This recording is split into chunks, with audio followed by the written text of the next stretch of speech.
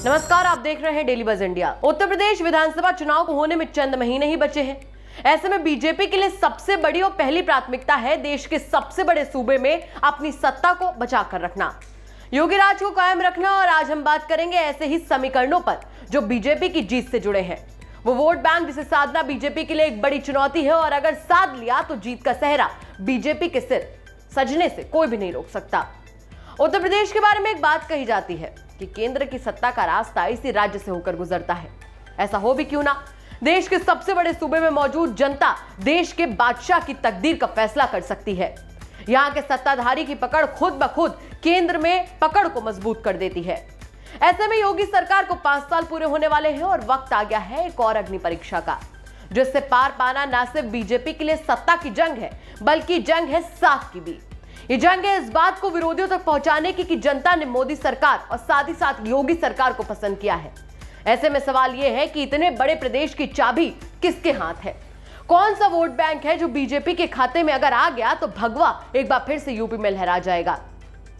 UP में विधानसभा की 403 सीटें हैं और इन तक पहुंचने का रास्ता यूपी में ओबीसी वोट बैंक से होकर गुजरता है।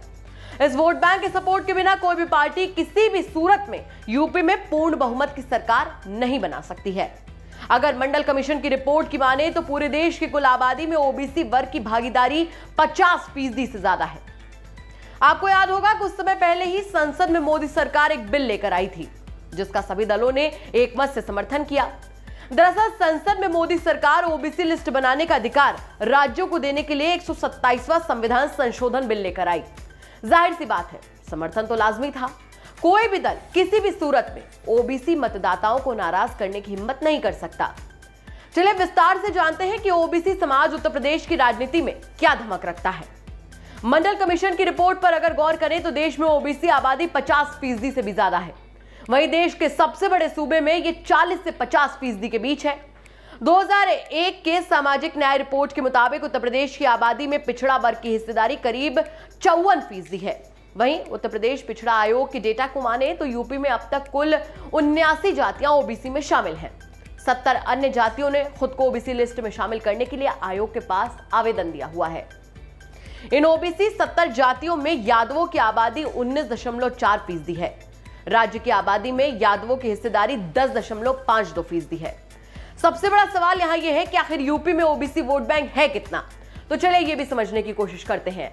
Centre for study of developing societies के आंकड़ों पर अगर गौर करें तो यूपी में गैर यादव ओबीसी जातियों में कुर्मी 7.5%, लोध 4.9%, गडरिया या फिर पाल 4.4%, निषाद मल्ला 4.3%, तेलिया शाहू 4%, जाट 3.6%, कुम्हार या फिर प्रजापति 3.4%, कहार या कश्यप 3.3%, कुशवाहा या शाक्य 3.2%, नाई 3%, राजभर 2.4%, गुर्जर 2.12% है।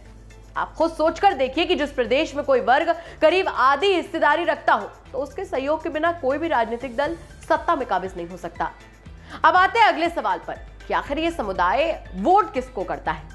तो आपको बता दें कि ओबीसी वोट ज्यादातर यानी कि 90% से ज्यादा यादव समाज सपा यानी कि समाजवादी पार्टी को करता है। अब उससे भी बड़ा सवाल यहां पर यह उजागर होता है कि अगर इतने ज्यादा वोट सपा को जाते हैं तो 2017 में भाजपा ने प्रचंड बहुमत के साथ सरकार कैसे बना ली? तो चलिए वो भी समझते हैं। दरअसल 2014 के बाद से सपा और बसपा, जो कि उत्तर प्रदेश की सत्ता पर हमेशा हावी रही थी, इनका समीकरण बिगाड़ा भाजपा ने। भाजपा ने बसपा के गैर जाटव दलित वोट बैंक और सपा के गैर यादव ओबीसी वोट बैंक में बड़ी सेंधमारी की। ये ट्रेंड 2014 के लोकसभा, 2017 के विधानसभा और 2019 के लोकसभा चुनाव में भाजपा के पक्ष में ही है।